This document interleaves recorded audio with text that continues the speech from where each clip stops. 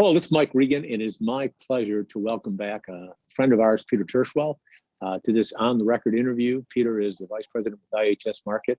He's also the content editor for the Journal of Commerce and is the resident ocean expert. And this on the record could not be more timely, Peter, because we are here to talk exclusively about what's going on in the ocean market.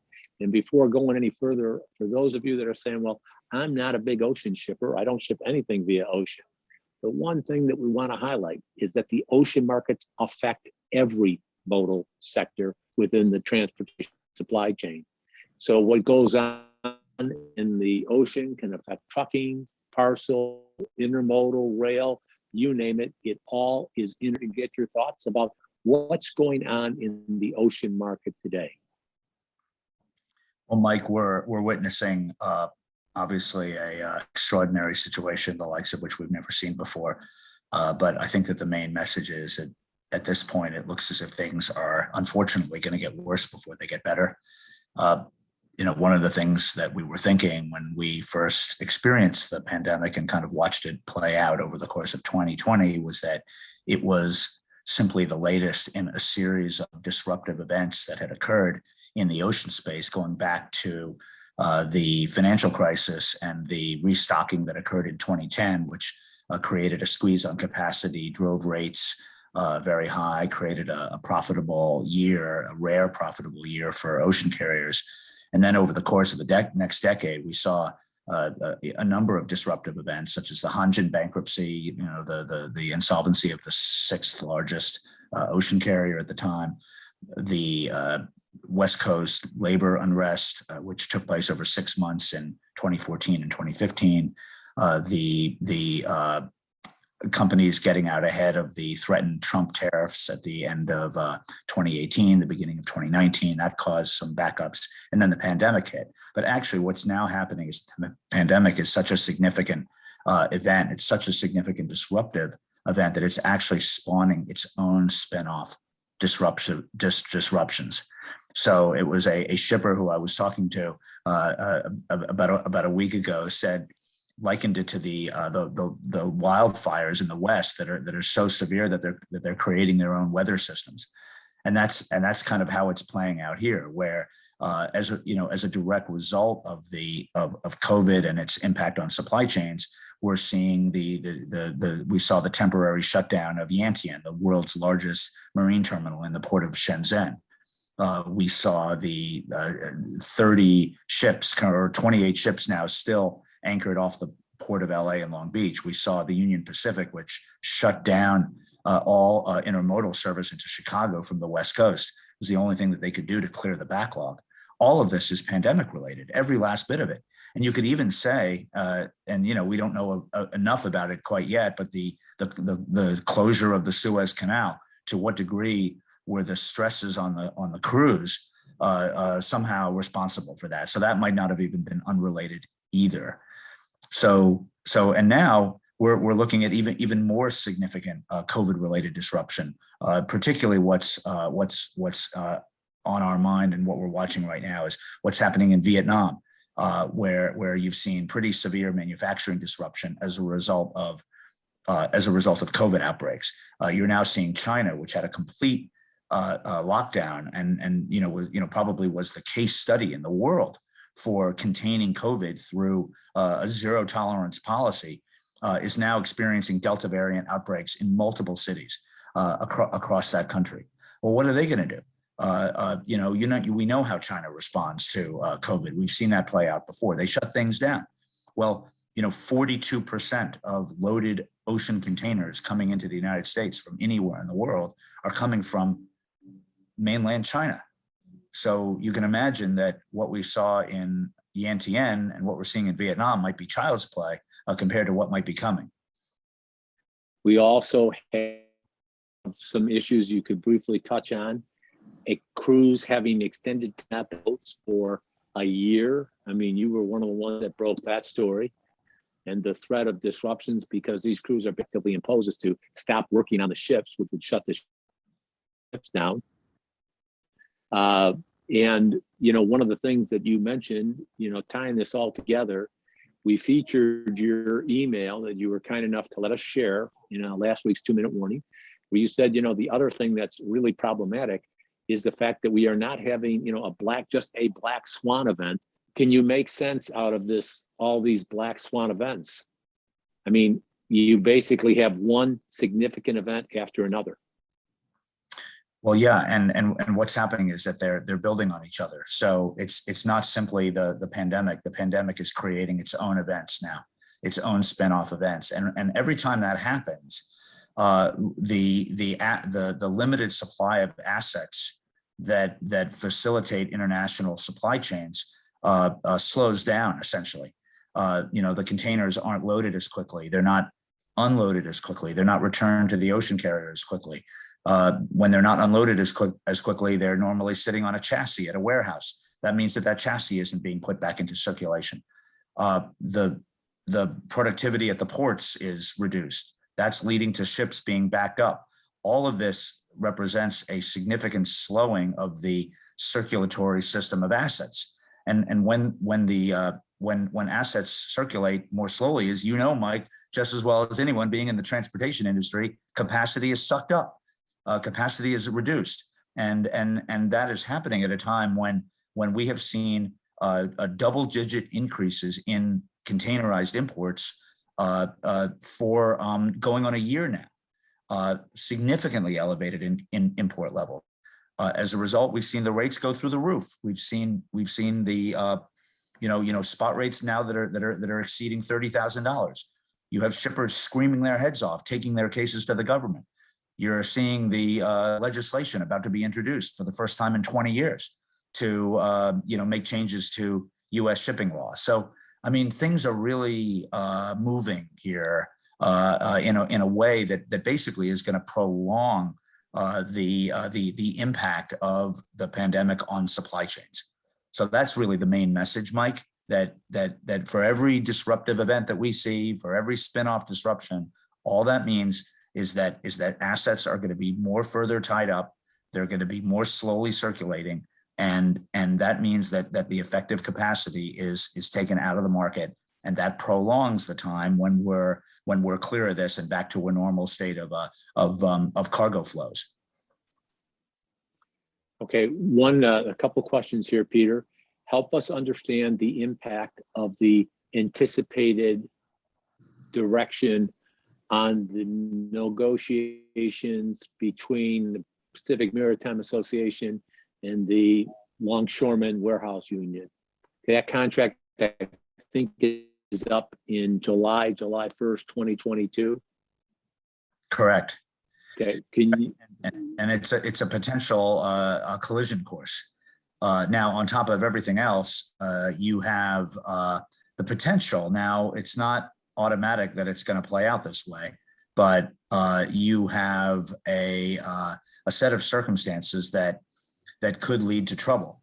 And as we know, we've seen trouble on the West Coast at the time of contract negotiations going back into the 1990s.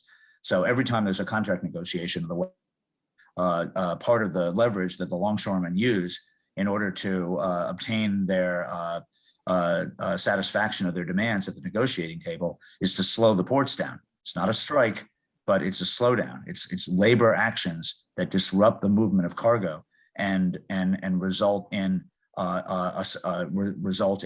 congestion at the ports. In 2015, when we started TPM in March of 2015, there had been 6 months of labor unrest on the West Coast. And when I flew into LA for the TPM that year, there were 30 ships off the coast of LA Long Beach at anchor, just like there are today. But there wasn't a pandemic. What was going on was a labor strike. It was a labor action. It was not a strike.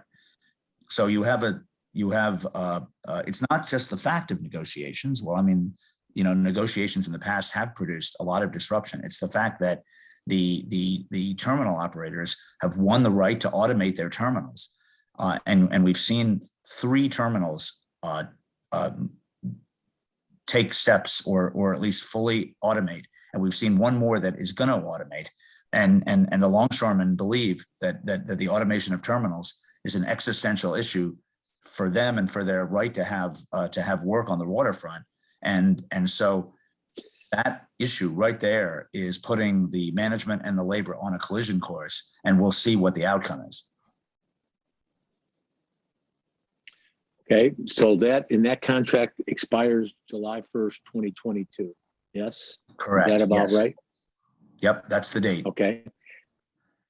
The other thing that I've alerted some people to is this issue of AB5, which is legislation that was passed in California that basically would convert truckers who see themselves as independent contractors and want to maintain their status as independent contractors converted to full-time employees. There's the threat of federal legislation under what's known as the PRO Act, PRO Act, about this going on a federal basis. One of the things people say, well, what's that got to do with ocean? The truckers are responsible for the drayage moves into and out of the ports. So does the rollout or the threat of AB5 also represent an existential threat to shippers that have cargo coming in, at the various ports? Well, the answer to that is that you can see what the objective is. Because if you look at the control that the longshoremen have on the movement of cargo through the ports, particularly on the West Coast, that is the gold standard of control right there. And when they flex their muscles, they get what they want.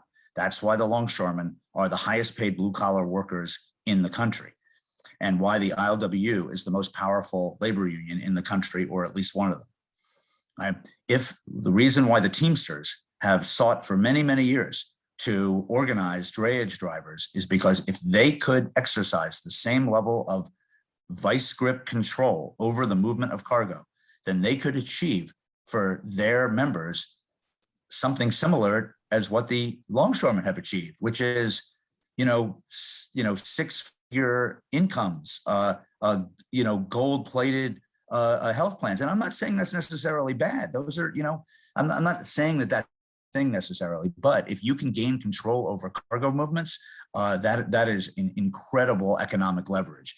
And so therefore they want a piece of the action of what the longshoremen have and have had for a long time. So that's kind of where this is sort of headed. Now, whether it gets there, there's a very strong owner-operator culture where the owner-operators don't want to work for anybody. They want to be on their own. They like the independent lifestyle. That ethic and that culture has always worked against efforts to unionize drayage drivers. That's kind of the state of play of it as I see it. So one final question, and then I'm going to ask my final question, Peter, and that is this. One of the things that you highlighted a couple of weeks ago was the crew issue. And that is, you have crews that are working way beyond their contracts, have not been off ships for 11, 12, 13, 14 months. They've had COVID outbreaks on the ships. They haven't been able to get off because they've pulled into ports where there have been COVID outbreaks. And I don't know the number. Is it 100,000, 400? I don't know the number. Maybe you do. Does that represent a serious threat if these workers just say, we're not going to work anymore until we get off this ship, and you get a new bunch of workers on to replace us? Is that a legitimate threat? The answer, Mike, is I don't know. And here's why I answer it that way. The crew change crisis is a humanitarian crisis, and a severe one, and a worsening one. Huh. Crews on boats, on ships for well beyond their contracted periods are highly stressed. They are depressed. They are not with their families. Things are happening at home, and they can't be there to support their families. And they're miserable for the most part. For 20 years, I was on the board of the Seamen's Church Institute in New York, and our role was to put chaplains aboard incoming vessels at the port of New York and New Jersey. If nothing else, just to lend an ear to crew members who, even in good times, are away from their families for months at a time. and it's a very, very hard life. Now, but the other point though needs to be said from the perspective of disruption, that actually there has been in the container world relatively little disruption stemming from the crew change crisis. The crews are not, they're kind of represented sort of by a union type entity, but there have not been a situation where crews in mass have, down tools for the purpose of obtaining leverage in their demands with their employers. So I don't know the answer, Mike, if actually the crew change crisis, which is worsening as we speak, I don't know how serious a threat that is to the movement of vessels in the container world or in other sectors. Okay, so then what I reference is my final question. As I noted, last week we were sharing the email that you were kind enough to give us permission to share about somebody that said, I've got to prepare my 2022 budget. What do I look at for my ocean? And so could you just perhaps, we touched on the fact that we have not one or two black swan events, but multiple black swan events. Could you just share with encapsulate some direction for shippers on, based on everything you're seeing, some guidelines for looking at cost in 2022? Yeah, I think, Mike, that that any sort of legislation is sort of a red herring. I don't see that meaningfully impacting the market. The fact is that demand greatly exceeds supply right now, and the supply is diminished because of the slowdown in the circulatory flow of assets. That situation is not going to abate anytime soon. We thought that it was going to ease in late 2021. I was saying that as recently as a couple months ago, but I've changed my view, and I now believe that this is going to go on for longer. And when I say this thing, I mean very tight capacity, very high rates, and difficulties getting goods moved through the supply chain. And so, many companies are facing what feels like the beginnings of an existential crisis over this. The filing with the Federal Maritime Commission by a company that is one of the leading frame providers, MCS Industries. So if you buy a frame for a poster at Walmart, it's likely sold by them. And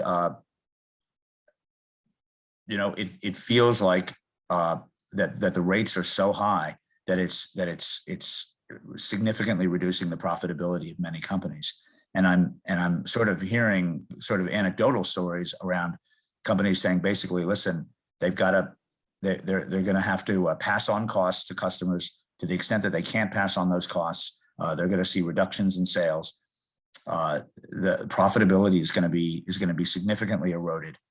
But the question becomes, your franchise, are you going to remain, if you can hang on, are you going to remain as a supplier to your customers? Is your brand going to be maintained? Is your franchise going to be maintained?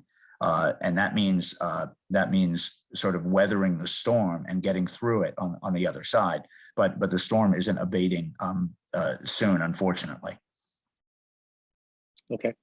Well, Peter, listen, I cannot thank you enough. I hope the message is getting out to people, whether it's presidents, CEOs, C-level executives, directors, vice presidents, you name it, managers, etc. One of the things that we have been trying to help people understand is that some of the things that we're experiencing can be anticipated. Things like, for example, the longshoreman warehouse contract that has to be negotiated. Okay, and those things you may be able to account for. But I just share with you something anecdotally, but it's a fact that a friend of mine called me up. He was listening to these webcasts that we had talking about various issues in the ocean side. He got with his company's demand planners and basically said, I need to know when this product is coming in. They said, we don't know. We don't know. And this is a company that is a great company, has big retailers. They canceled their sales orders with some of their customers simply because they didn't know when their product would be there. And that's the kind of spillover effect that we are seeing on stressed out supply chains. As my buddy Michael Chen says, we don't have supply, we have supply links, which are the remnants of supply chains which once were functioning. But any final thoughts? Did anything else that you want to pass along, Peter? Not at all, Mike. I appreciate the interest. It's a bit of a moving target. New circumstances are arising. I'd like to be able to say that things are getting better, but unfortunately they're not. And I wish everybody the best of luck out there in dealing with these unprecedented and really quite extraordinary circumstances. The Journal of Commerce puts on the TPM conference typically around March, that time frame. Could you just briefly mention what this conference is all about? And for everyone that's listening to this, I'm just going to tell you, if you want one conference that more than any other conference is going to make sure you walk out of that conference with an in-depth understanding of ocean issues and strategies for addressing these ocean issues, it is the TPM. Can you just briefly share with our audience what that conference is all about? Sure thing, Mike. So the TPM is a conference that's built around a program, a 3-day program that is organized by the JOC editorial team. So we are we're a team of very specialized, very knowledgeable, very well-connected journalists in the international logistics world. We're covering ocean, air, rail, truck, last mile, warehousing, industrial real estate, and we're covering it independently and authoritatively, and we use a great deal of proprietary data in our coverage. And out of our coverage and out of our relationships and our contacts and our knowledge emerges the TPM program. So and that event is a 20-year-old conference that has emerged as the largest container shipping event in the world. We are planning to resume a live format of TPM on February 27th through March 2nd. And it's attended by several hundred of the leading importer and exporter companies, so shippers, and all of the major participants on the vendor side, ocean carriers, marine terminals, freight forwarders, drayage, railroads are all there. And it's as much of a networking event as it is a content event, but the two are interrelated.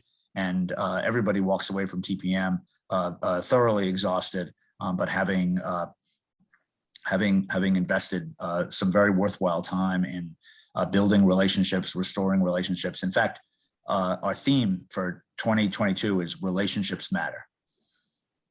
Oh man, I'll be there. Okay, whether panelist or whatever, I'll be there. Okay, I'll make sure. Cannot thank you enough, Peter, for your time, and look forward to continuing the dialogue. It's always a pleasure, Mike. Thank you very much.